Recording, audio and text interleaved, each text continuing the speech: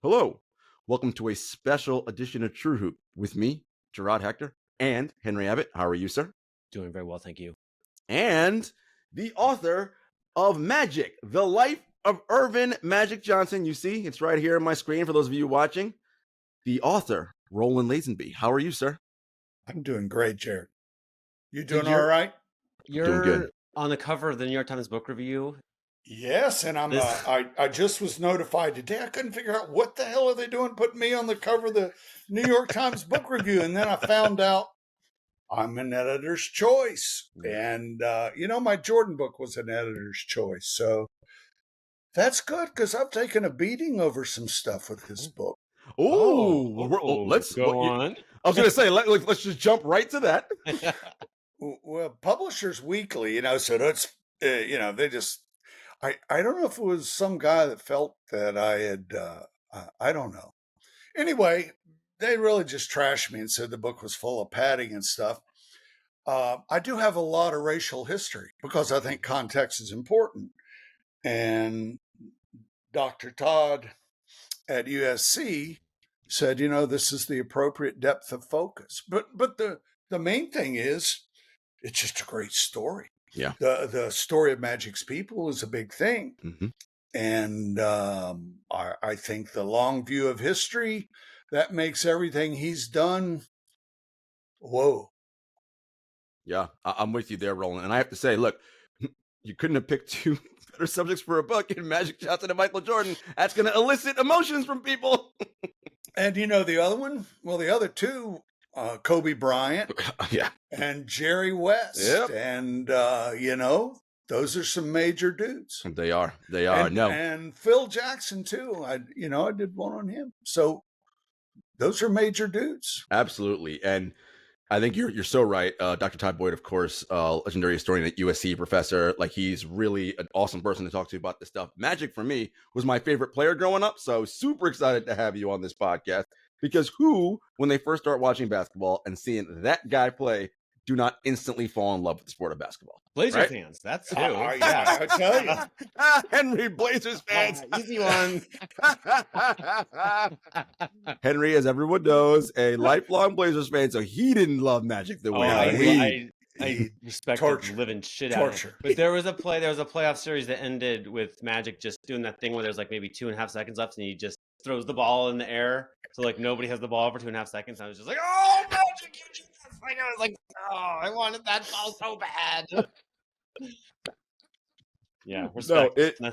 It's super great. And, Roland, I want to start here because you said history and context is so important. So I want to start with Lansing, of course, where Magic was born and grew up in 1975, right? And sort of the racial history and strife going on in the country at large during that time, and then specifically Magic in East Lansing. And, what I thought was so fascinating was here is a guy, a young man, he's a teenager at that point, sophomore in high school or so, and his style of play is the antithesis of what the white establishment like when it comes to basketball, right?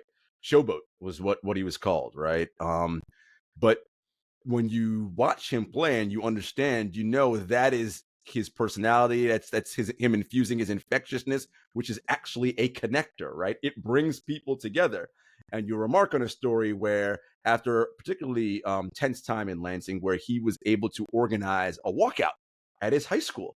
One, tell me about that story for our listeners, and just how you went about sort of digging deep into that particular story and the importance of including it in this book.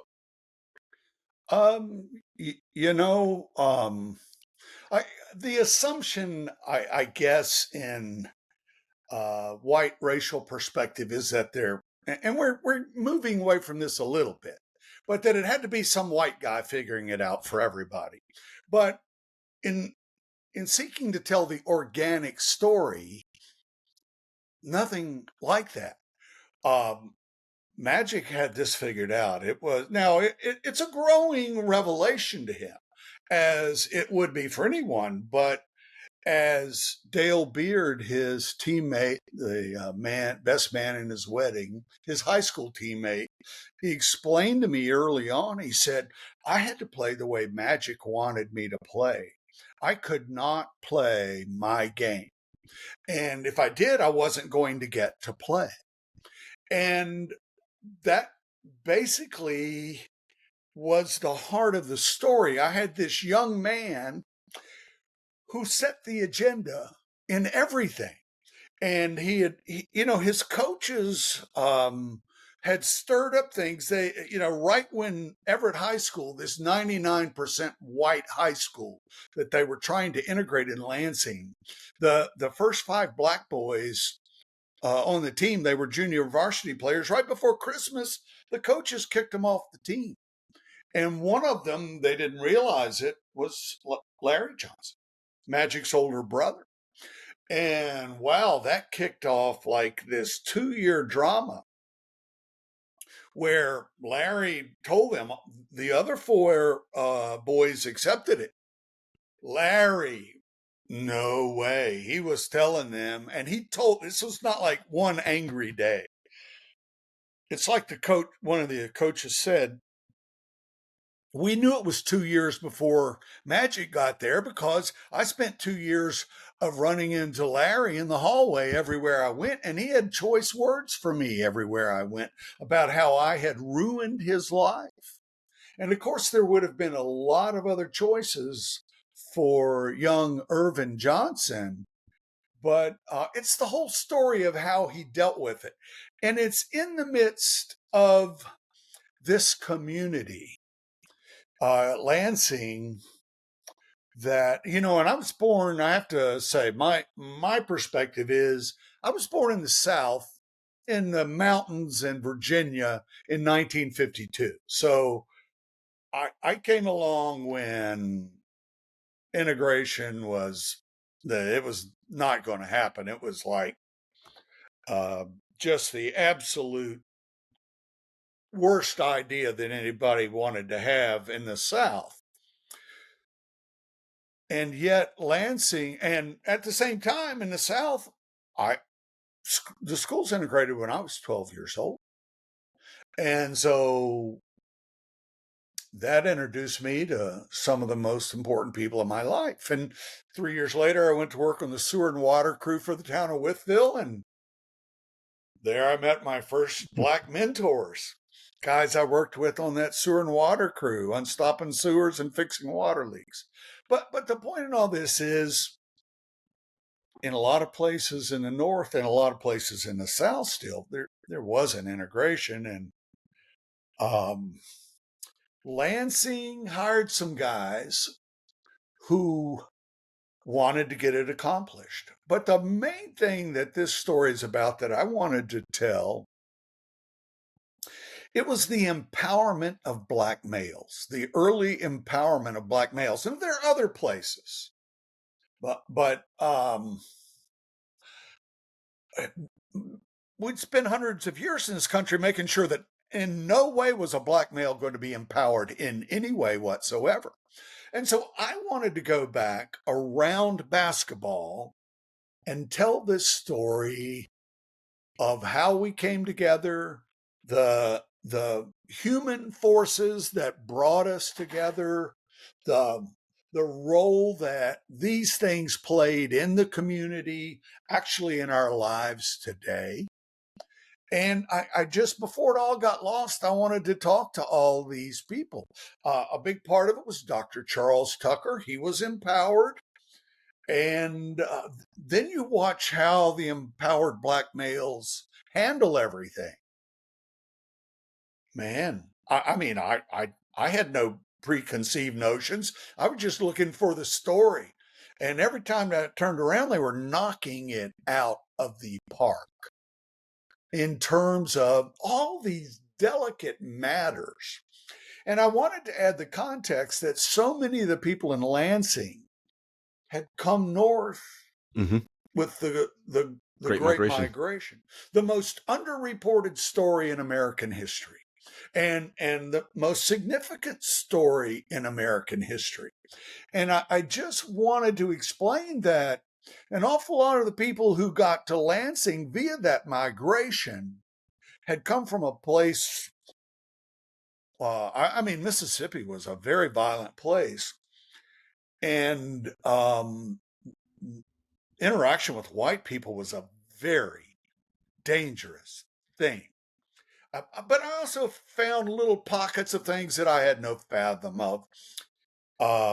That the missionary Baptists were anti-slavery in the 1830s in the South. You have this weird thing where the young scion of this slave-holding family, and I mean, they didn't have a few slaves.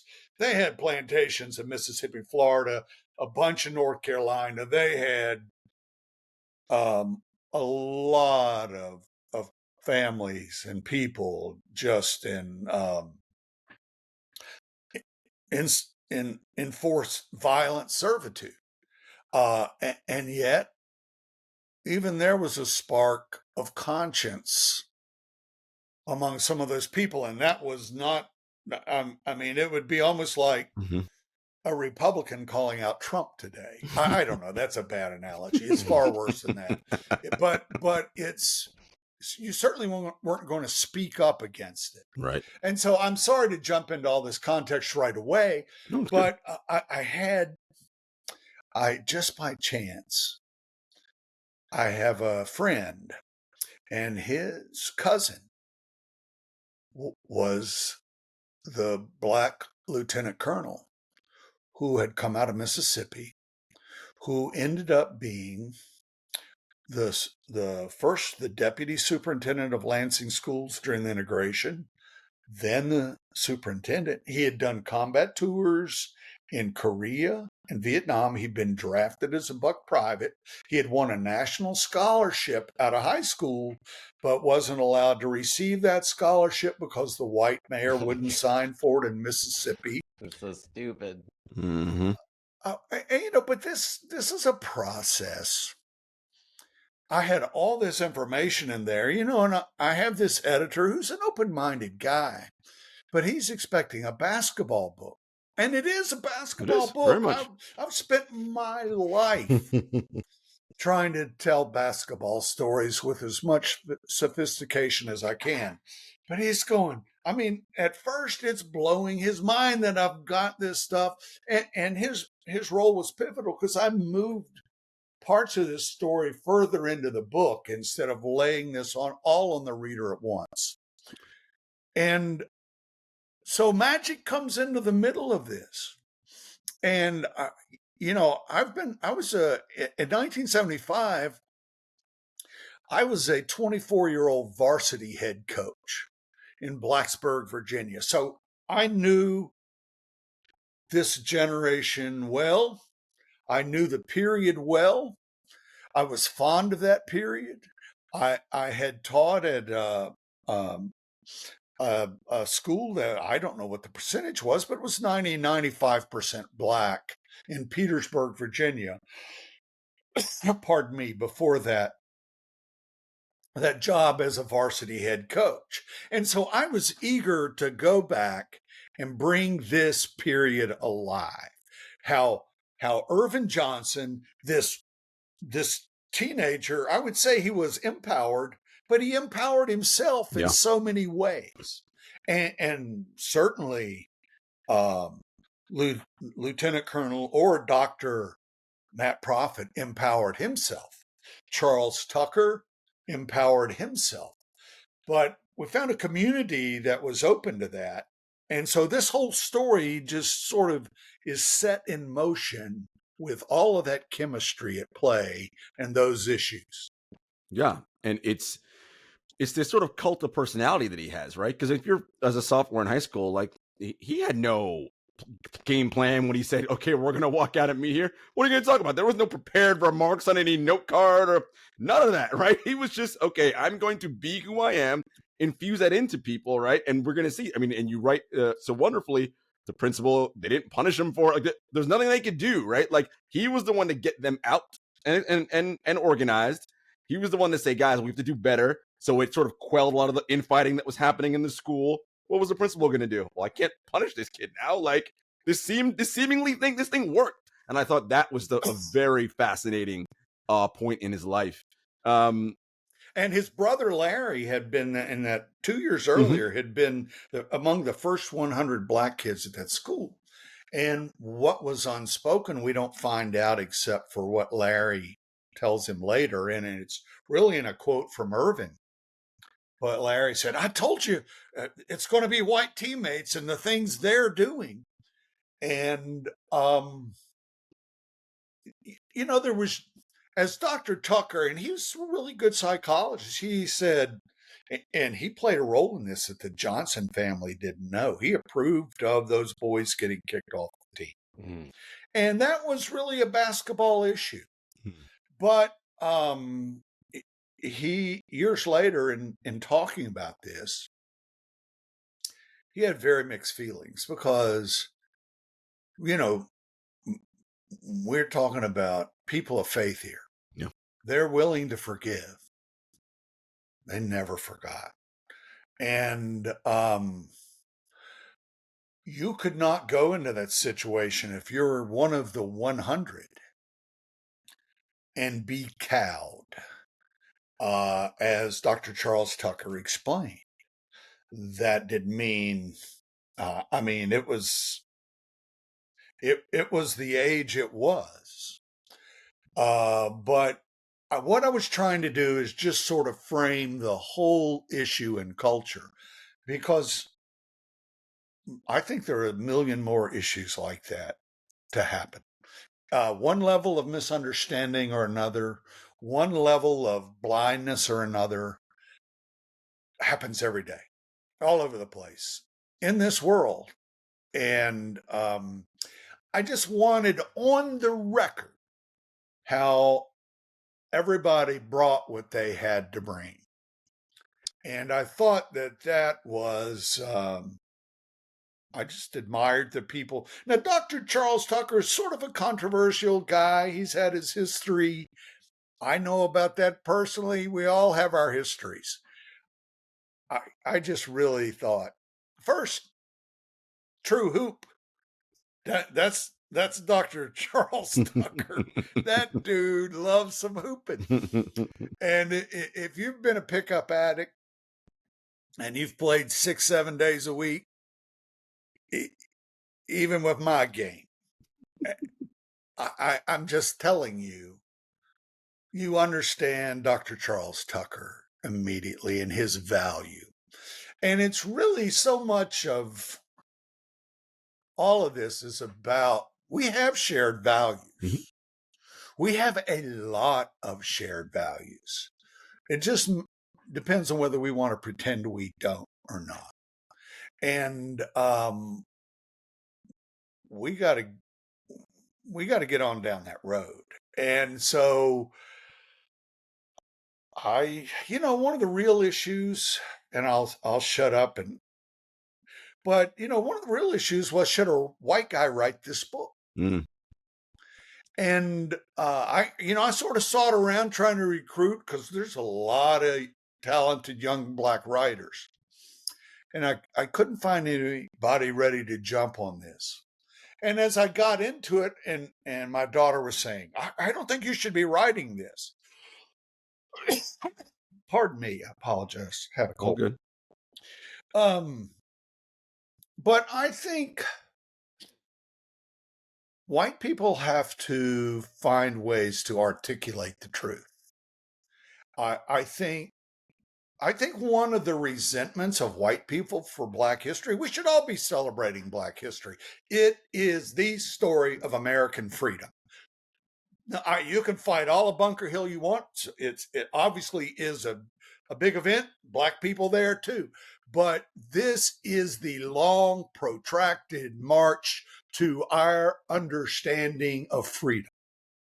And, for Black people to have to constantly be articulating that story and holding it in esteem and waiting for white people to quit rolling their eyes about it, I just think there's no color line when it comes to the truth about our racial history. I think we all have to sort of put a shoulder to the wheel. Oh, it's exactly the analogy I wanted to use. So let's say, you're writing a book about Magic Johnson, and he's putting a shoulder to the wheel of all of this history, right? And he has kind of uncommon success in just breaking down a lot of the old barriers, right? He becomes beloved globally while actually pushing on these issues, right, as you described. But part of me is like, well, how do you do that, right? Part of it is fucking smile, right? Like he's just like, he has all this obstinance and like rejects so much, and he's so bossy. He's very bossy man in your book, right? Like, but the whole time, like, who doesn't like that guy, right? He's a major control freak, and his little smile. And, Clyde Drexler, come on, Clyde, get with me. Clyde was so mad. Speaking of Portland, Clyde was so mad. Because, the other thing you really aren't a lot in sports, everybody's too cool for school. And Magic was the biggest rah guy you could ever find. But he made it all work. And, it was not something. There was no one. There was no one telling him what to do. Now, once his coaches saw what he was doing, they set aside all the old stuff and they tried to figure out ways they could help the team do it better. He didn't run into that everywhere, but it was organic to the max. That was the same thing when I wrote the Kobe book, because there were so many misunderstandings about Kobe. Totally different situation, but I wanted to go find the organic Kobe because I'd spent a lot of time with Kobe. And, people made all these assumptions about him. It was all over the place. People in Philadelphia, people in Charlotte, people across the NBA. He was a spoiled kid that was forcing his way into everything. Hell, the Bryant family didn't even know he was going to the Lakers till the night of the draft. It was that, and Sonny Vaccaro admitted to me that was his deal. And he said, that's the most clandestine thing I ever did, Sonny Vaccaro said. Setting it up. Something. Yeah, he's on lots of clandestine things. He has. I was talking to Sonny yesterday. We were laughing about that. But he wanted vengeance, typical Italian thing. He wanted vengeance against the NCAA and Nike, and he wanted to steal the next generation player. And it just fell into his lap. But anyway, the thing that amazed me about Kobe, he knew all this. I spent hours interviewing him. He could have defended himself at any time in the process. He never once brought up any of this crap. He smirked about it. You know why? He didn't give a crap. He didn't care what anybody thought. The one value he had, and he told me, I'm going to get there. I don't know how. I'm going to figure it out. I'm going to find a way. And he figured he was going to outwork everybody in every phase, insanely outwork them. And so the organic story is critical. Yeah. So you have this period in history that helped shape Earvin Johnson Jr. into who he is, right? Everything you mentioned about his brother and what has been going on in the country at the time. You have his father, right? Earvin Johnson Sr. And then you have this situation where he ends up, Earvin Jr. goes to LA and he becomes a Los Angeles Laker and immediately sort of adopts, and it's kind of a mutual thing, Dr. Jerry Buss as his second father, right? As someone that is very close and influential to him. And I thought this was interesting. So I'm reading this line from your book. And this is Jeannie Buss, of course, now a majority owner in the Lakers, and Dr. Buss's daughter. They were close from the very first minute until the end. There was just something. They were each other's soulmates in some ways. And that really struck me because Earvin Johnson Sr. and Dr. Jerry Buss could not be more different in their just personalities and who they are and how they operated. But they're both a part of Magic Johnson's soul. And by that, I mean, when you are gregarious and outgoing and all the things that Magic is, well, of course you would align with someone like Jerry Buss. Like that just makes total sense.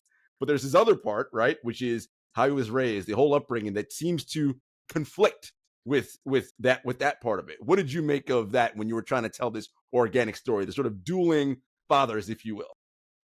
It was a major clash of values. And, Earvin had begun experiencing that clash of values early on when he met Terry Furlow. And at Michigan State, I mean, that's just the way the world was, is now, will forever be. That is human nature. And especially then, we can look back on this now through the filter of HIV and everything that happened. But I'm going to tell you, coming out of the 60s and 70s, all bets were off. The phrase was red-blooded American. Everybody was like, and it was a sexual revolution. I mean, women had a very set societal code for their behavior. And it took a lot of imagination for a guy to realize at first that wasn't the case. They were as ready to get it on as anybody. And so it's all about the discovery of the sexual revolution, too. And of course, I'm not sure there's a greater factor in American race than white fear. Mm-hmm. And I just want to get that out there on the table. And I just don't think we need to spend another 50 years hiding from that. And there's white fear, that's why when I got the chance to go back to the 1830s, with the data mining, I was able to get back into Magic's family like I had in other families. And when I got back there, I found here's this plantation right across the border from Virginia. Here's the 1830s. His great-great-great-grandfathers are born right in this situation. Here's Nat Turner's Rebellion. Most of those slaveholders where Magic was from, they immigrated from Virginia.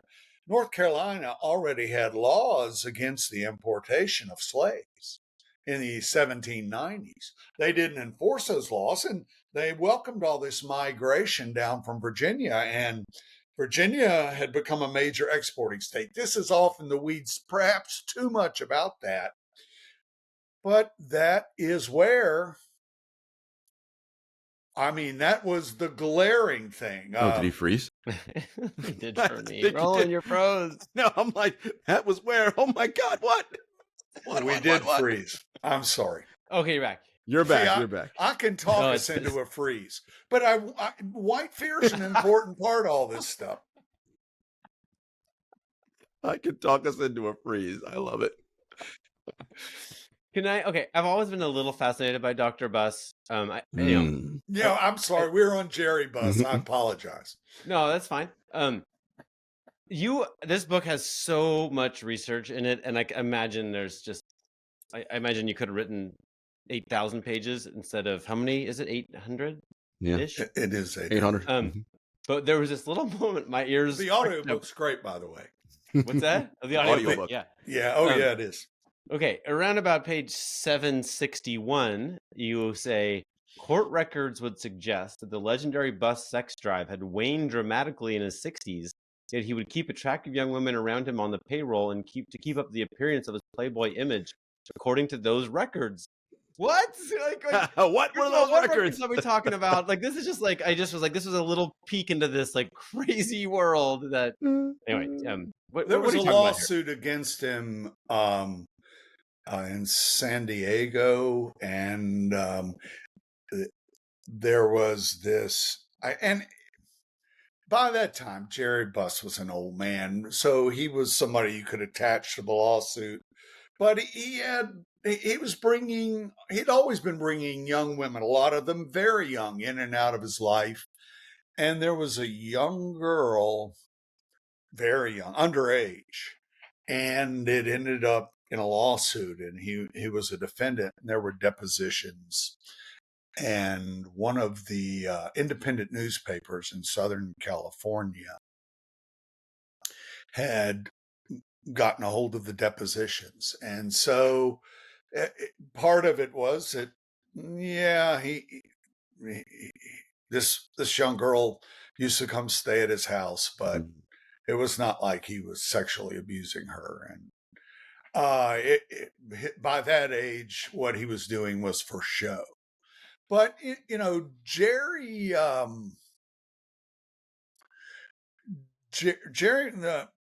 Sports Illustrated was tipped off that Jerry might have gotten his money from the mob. We'll never know that. I don't think he did. He didn't have any of the mob mentality. He was scared to death. A lot of this was in place, and then Jerry Tarkanian's agent, Vic Weiss, gets murdered right in right in June of 1979. And all of Los Angeles freaks out over this. That's never been solved. At that time, Jerry Buss was about to close a deal to buy the Indiana Pacers. This has never been talked about, but he had to back out at the last minute. His partner with the Lakers took part of it. Sam Nassi, this guy who was an interesting businessman, so interesting that when he took control of the Indiana Pacers, and it was clear that he was in Jerry Buss's orbit as a business associate and partner. They did this between the lines story looking at Sam Nassi with all this cash buying up bankrupt department stores. And events led Jerry Buss to be $3 million short before he could close that $67 million deal for the Lakers, the Kings, and the Forum, and a ranch in California. And that was the largest sports deal in history at the time. It was a big deal. $3 million was a lot of money. Winning Time had Jerry Buss's mother coming up with the cash. And she made Sally played a great role there, but Jerry Buss's mother died 4 years before he bought the team. It does seem like a key point. and so there's been some idea that some of his friends helped out, but there was a big investigation. And they basically, as Ron Carter explained to me, he worked for Jerry Buss. Suddenly they were operating the Indiana Pacers and the Lakers and the Kings, for that matter, the Kings didn't matter. It was another thing. But out of the Buss Mariani offices in LA. And of course, back in those days, the NBA was so weak, they had gotten Sports Illustrated to first try to investigate that deal. Sports Illustrated hired accountants. They couldn't figure out the deal between Buss and former Lakers owner Jack Kent Cooke. Well, by 1982, with Buss operating two teams out of one office, and when Ron Carter played for the Lakers, and then he ended up on the roster of the Pacers. It was that kind of interchange, But the NBA obviously got wind of it, realized what was going on. So suddenly here comes the Boston Globe doing a series on the NBA and looking at the competitive issues and failure of Jerry Buss and his associates with these two franchises. And so immediately the NBA calls for an investigation of Jerry Buss. This is 2 years later. And it would seem, Jerry Buss is this outlaw. But Jerry Buss is the Jerry Buss that we all, particularly Lakers fans, came to know and love. He was a guy who David Stern embraced him thoroughly because he was such a forward-thinking man. He did so many things. Dr. Charles Tucker had to negotiate that racial climate in the schools in Lansing, which he ended up doing his whole life. And so he was a really cool dude. He would just sit back and read which psychologists are known to do. They just read people's actions. You can look at what they say, but you really got to look at how they are. And Charles Tucker did a read on Jerry Buss, and he realized this dude's not thinking racially. He's just out there sexually is what he's doing. Probably number one, yes. And number one.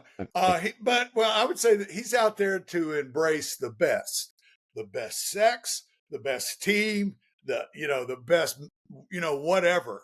He was that guy. The best real estate. He was that guy. And you could see the reporters. It wasn't just Jerry Buss. As you know, being in Earvin's presence, everybody is like, whoa, this dude. This dude. And I mean, it's, that racial divide went, even in the 80s, the vast majority of the reporters were white. And I said in the book, every time they ask a question, you're basically crossing the racial no man's land to try to relate. Mm-hmm. And this was this persisted into they were not going to empower people. I mean, it was just absent logic. It was still that white fear. And Jerry Buss was not a guy he just didn't have that.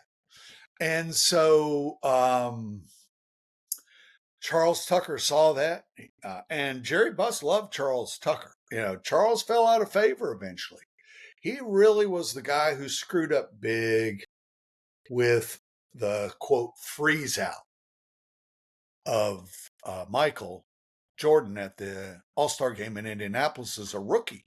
And he was boasting about it to the reporters. And that really, this whole story is going today, full speed. Michael, has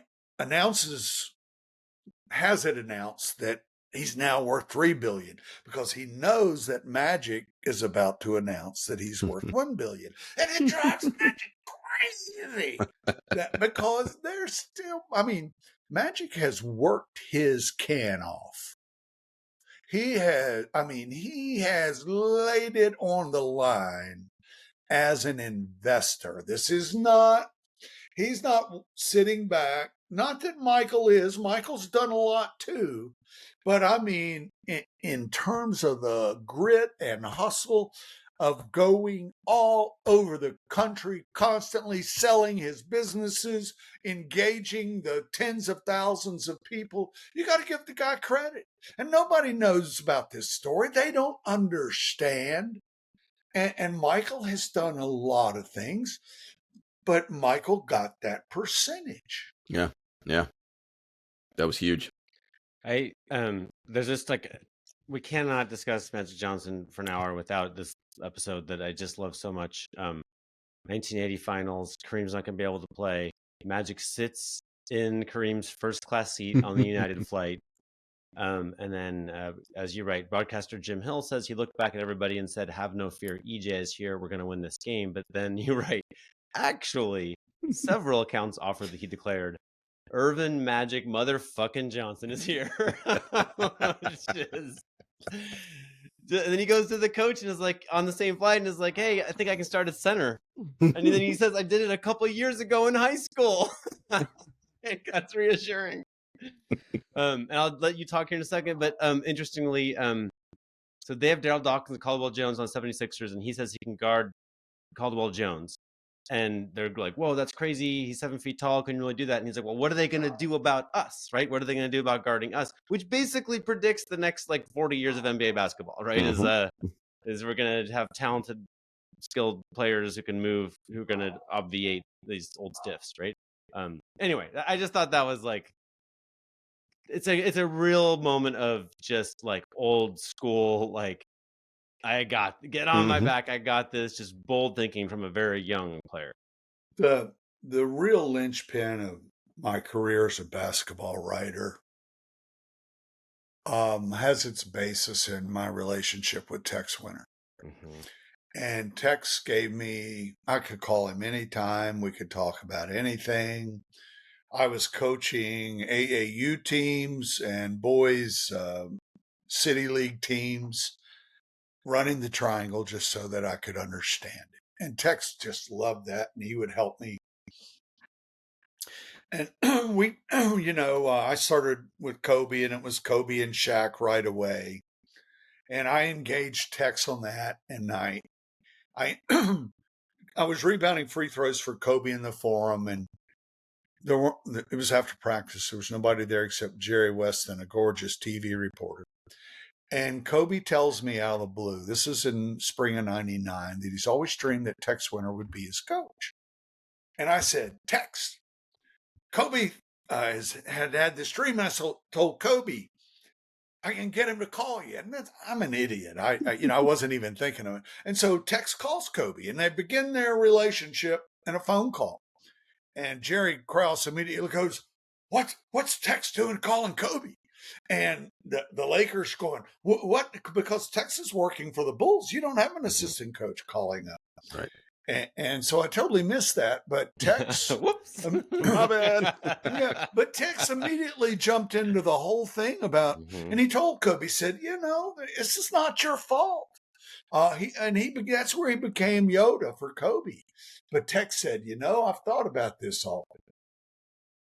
What if Michael had to play with a center like Shaq? And Michael was, you could make an argument, he was the greatest post weapon in NBA history. I think he would certainly be in that conversation. Totally different post weapon. But Magic, you could flip back to 1980. Magic had that ability to be that player, that fully. Now, the knee injury later would limit him some, but he spent his whole careers, the early seasons of his career, deferring to Kareem. And the Lakers had this chemistry, they made up the players made up the matchbooks. They all smoked back then. It said trade Kareem. Because the guys that wanted to get out and run, they wanted to get out and run. There's a lot in that sentence, by the way. Yeah, a whole lot. There is. But and it's like everybody that we ever talked to in the NBA at any time said, hey, we weren't game planning for Magic. Come on.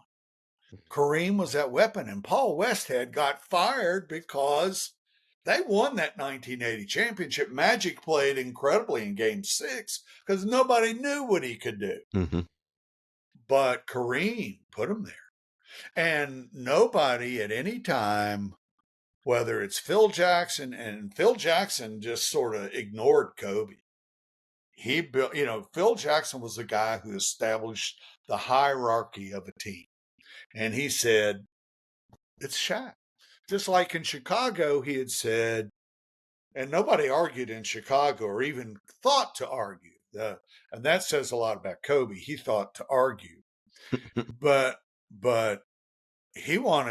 Kobe had that ambition, and he wanted to be the top of that hierarchy. Magic, just another thing that goes to,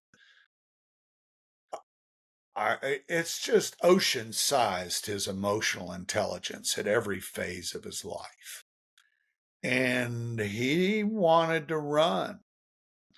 And he loved that whole thing. And they did run. When you look at the numbers, they didn't run all the time, obviously. Mm-hmm. They were a very efficient running team, pretty good. But that team was dictated by Kareem and Earvin, from day one.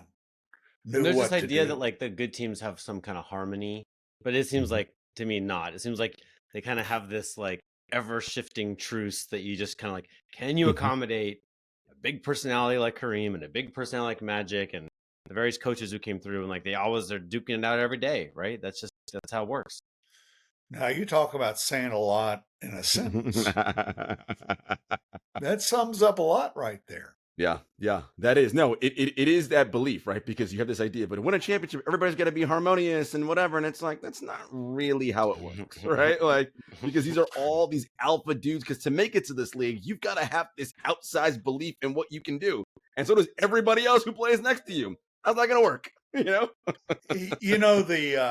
The bad boys were in an intimidating environment. Oh, yeah. And I spent my first 5 years of NBA writing with the Celtics, doing their projects 5 years. I did the Bad Boys. I did some Lakers. And I asked Chuck Daly a couple of questions one day, and he said, he was trying to explain, I was a guy that needed a lot of explanation. and he said, basically you're dealing with 12, 13 corporations when you're doing an NBA team.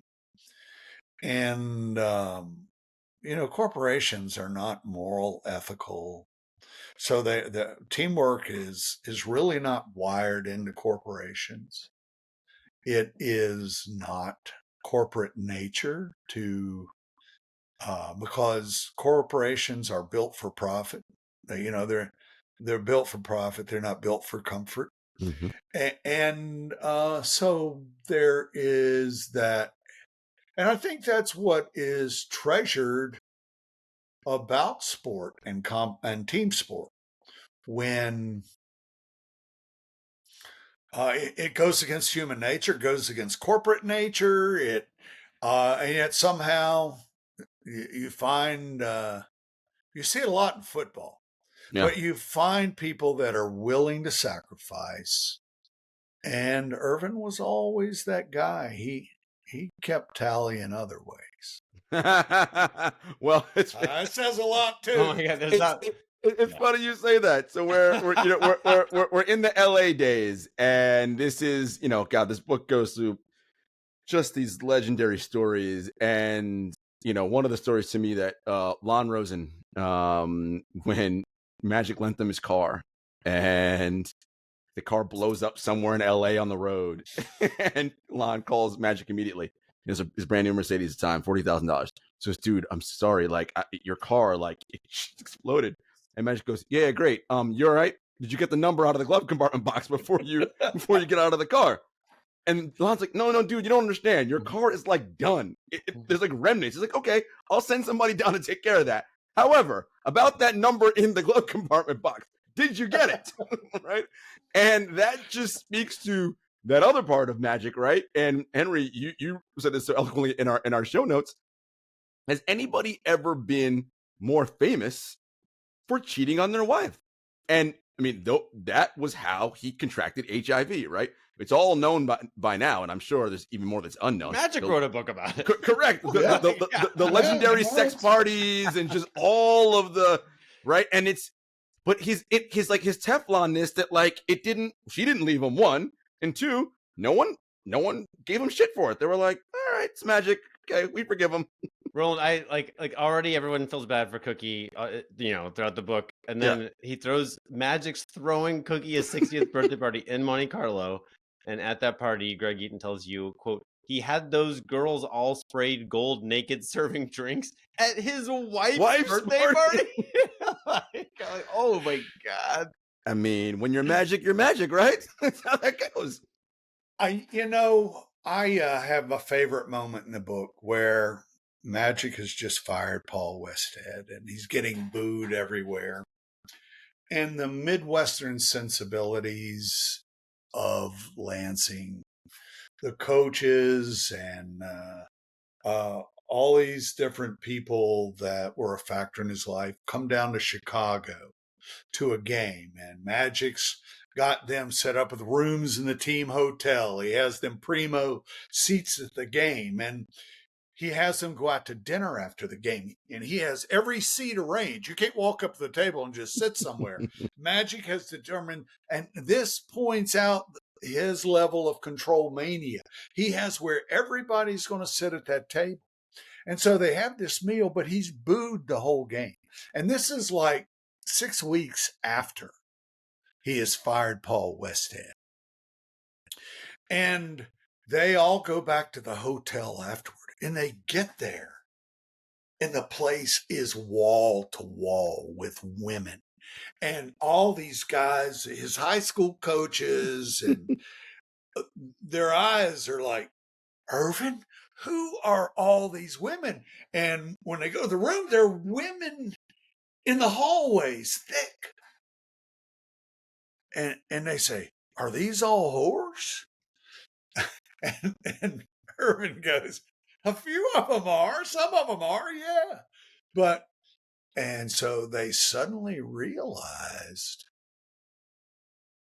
that this was just a hidden cultural phenomenon.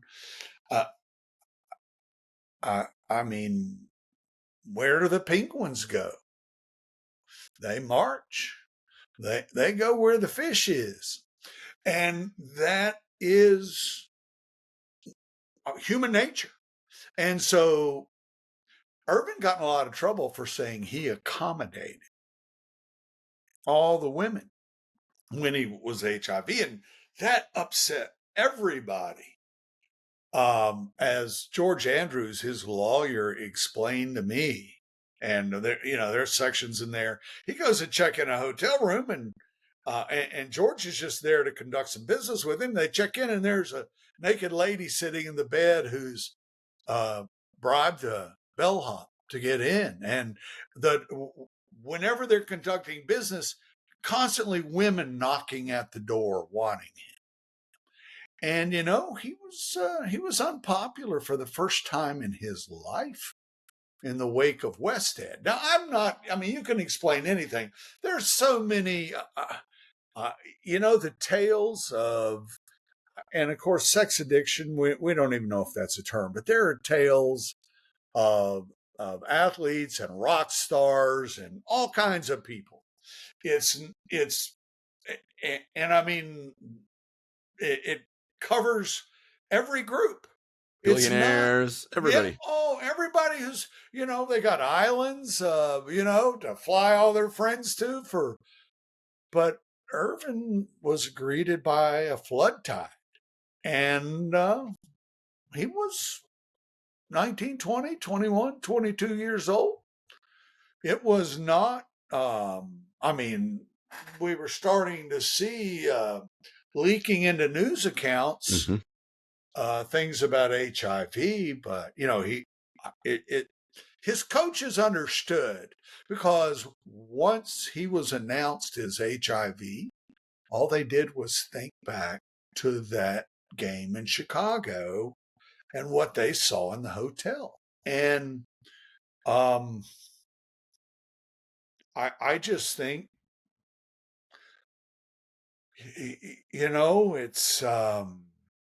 it's just how it happened. It's as factual as everything about what happened at Everett High School. Mm-hmm. It's as factual as everything down that road he traveled, just as it is all the corporate work that he's put in to make himself a wealthy man who pretty much aims everything he's doing at bettering the lives of Black Americans. Insurance companies, finance companies, his employment, he's really proud that he employs tens of thousands of people. There are things, Earvin's he's not walking on any water anytime soon. I'm not trying to say that. I pretty much try to play straight on everything. It's really disrespectful of his mother to be doing all this. And she's having these religious sessions. She is deeply religious. It's really disrespectful of this woman that continues to give him the most precious love that one human being can give another. I don't let him off the hook. He knew stuff, it seems to me. And I really didn't. I wasn't trying to do this or that. I really didn't have to tell a lot of sex tales. Right. He told them all. Right. He stood up and he owned it.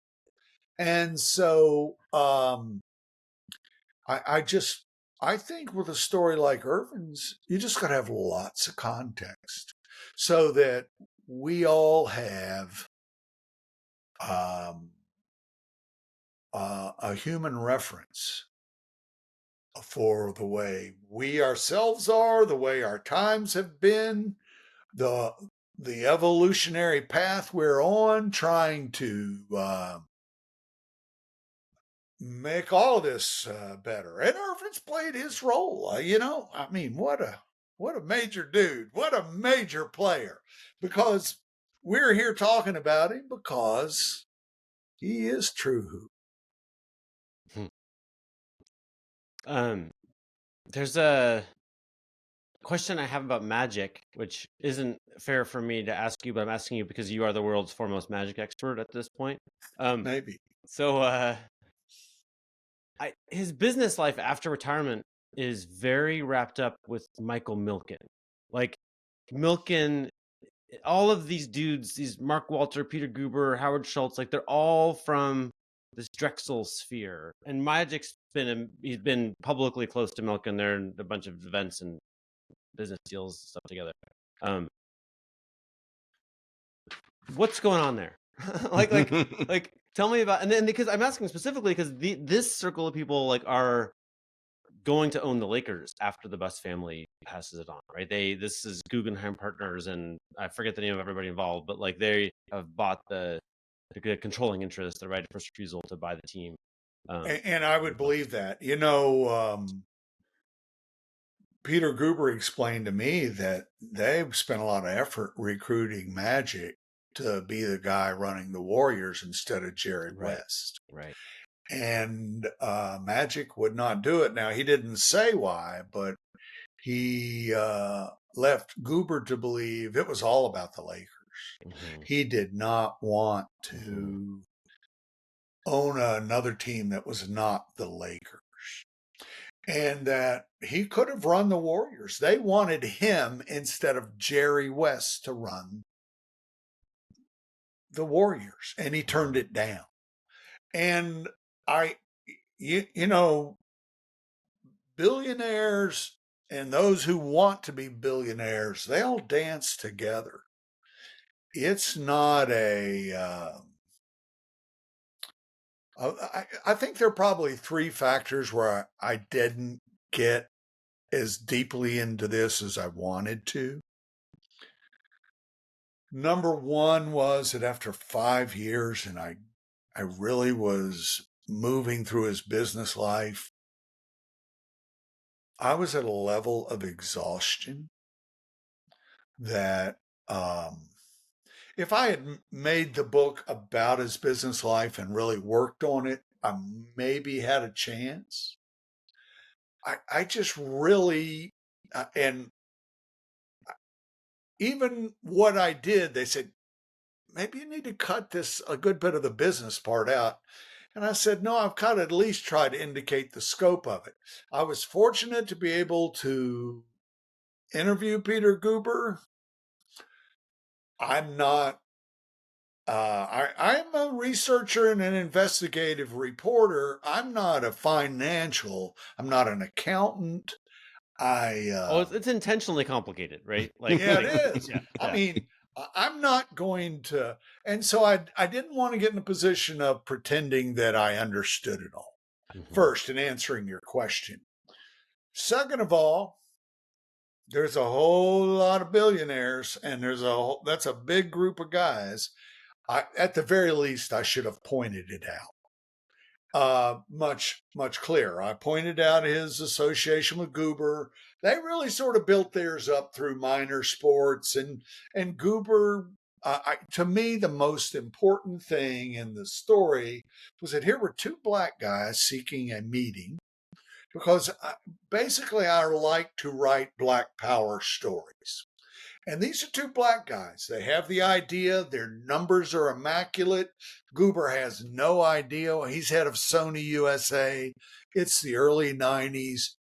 And they blow him away with this presentation about that's like theaters. The business peak of this story, right? Is like they're just like, here, you're going to Sarajevo or whatever to open movie theaters, but we have the audience you want. and it's how many right miles here. from where they were? Like whatever, 12 miles away or whatever. Baldwin Hills. Mm-hmm. And you know, I don't know if you guys got advance copy of the hardcover copy, but Damian Scott Key, hardcover.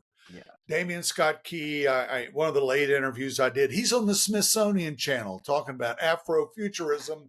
And the big moment for him is seeing Black Panther in the Magic Johnson Cinema in Harlem. Mm-hmm. And you know, there are limitations in every project you do. I just did not have it in the tank. I did not. I mean, I already. It is insane to publish an 800-page book. You know, and my hat is off to you guys because you guys you're informed about this, unlike any of the other people who've interviewed me. And I want to tell you that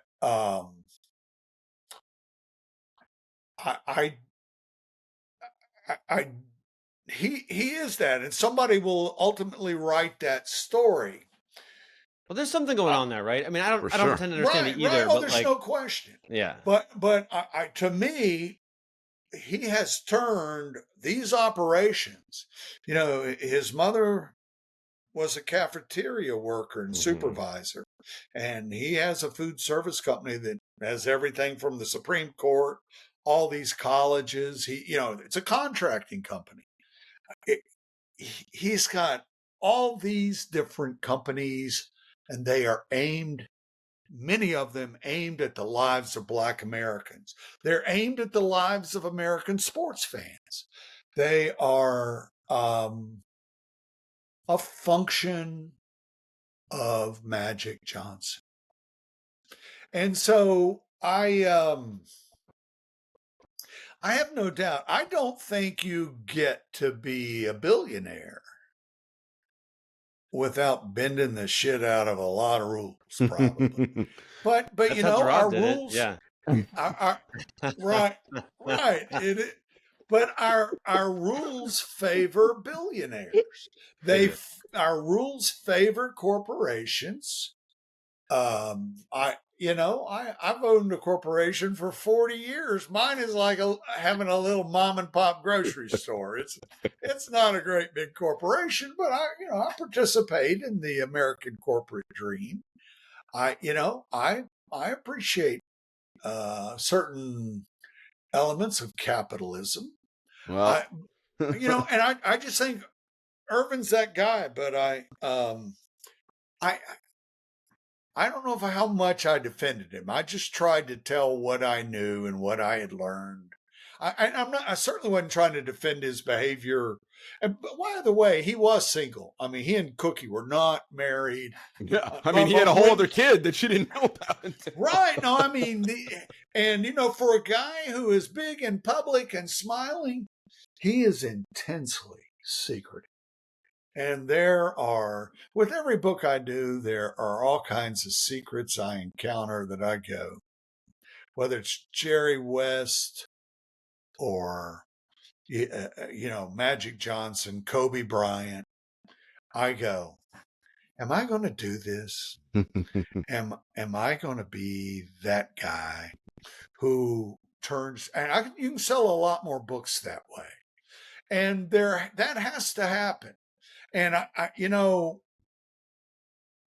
their families already get mad enough at me because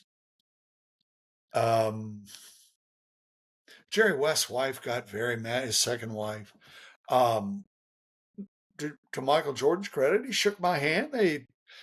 When I was in Charlotte, I've been a nobody in NBA media circles forever. And I'd go to Charlotte. We've been on the media bus together, Roland and I. We sat on the little little jitney. Yeah, they're probably like freaking Mike Bass is like those two troublemakers. Yeah. Roland's telling me about his Marriott timeshares. We're all trying to tell the off-camera stories and having fun doing it because you got to really inform the fans of what's up. And so but even after the Jordan book came out, I suddenly had primo seats in Charlotte for those games whenever I'd go down there. And so and Michael shook my hand. I mean, he's not happy. I know he's not. Nobody. My wife said, "Why don't you write about dead people?" Because it's like doing an autopsy before they die. It is. Yeah. But also, I always think about, they deal with so many enemies and competitors and people saying bad things about them. NBA athletes do, right? Like, yeah, like this book coming out about Magic or Michael is like probably doesn't rank super high on Magic and Michael's Richter scale, right? They've dealt with a lot of things. They're not gonna be bothered with. Exactly. They're just not. It's not. Now my Michael book's in 21 languages. It just went into Portuguese. Nice. Magic is already in 8. That's awesome. And I want to say this because I think this is really significant. My son-in-law is Japanese studies. They were over in Japan for a year. He's doing research over there. He's a PhD at Harvard wrapping up. And so we go over to see them in February for 16 days. And he's up one morning down on the coast at the grave of this 9th century samurai warrior. And he sends back this photo. And it's in the mist, and it's one of the neatest photos I'd ever seen. I'm wrapping up my Magic book, and I write the ending while I'm in Japan, and I'm thinking, holy fuck. Think about this. We have a global culture that absolutely idolizes warriors. And who are the symbols of the modern day warrior globally? And you have black males in America. You have a culture that has spent hundreds of years doing everything it can to prevent that from happening. And they have statues of Kobe in China. I was working for a Japanese magazine before I was working for an American magazine while I was doing all my Bulls work in the 90s. And my point is that these warriors, they are emblems of what it means to be a warrior, and they are not only cultural and business and athletic titans, but they are heroes to the world. I just find that absolutely and totally poetic and powerful and truthful. And I love it. Well, Roland, this was an excellent conversation. Everybody, Magic, the life of Earvin Magic Johnson. Listen, our heroes are wonderful, but they are also people and imperfect and have all sorts of warts and blemishes. And, people got to tell their whole stories. And this is a wonderful story of Magic Johnson. I encourage you all to pick it up. Roland Lazenby, thank you so much for joining us on TrueHoop. Everyone, take care.